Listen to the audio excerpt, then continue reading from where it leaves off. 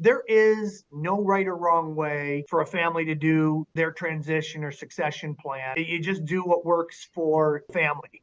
But based on something that didn't work, your parents, I know, like you said, they felt taken advantage of, that grandpa was taking money out of the business, even though he was, retired, and they were doing most of the work, or all of the work, as the case may be.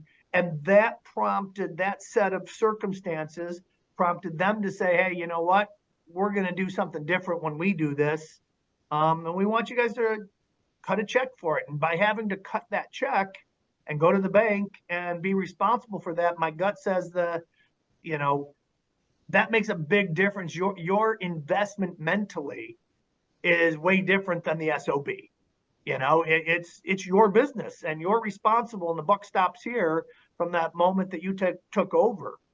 Does that sound and feel right to how I explained that? Yeah, that's exactly right. And matter of fact, I didn't pay myself for the first year because I was worried, and I couldn't see how it would possibly work. But it did, and my folks were there the whole way, making sure that we did not fail. And but that's absolutely right.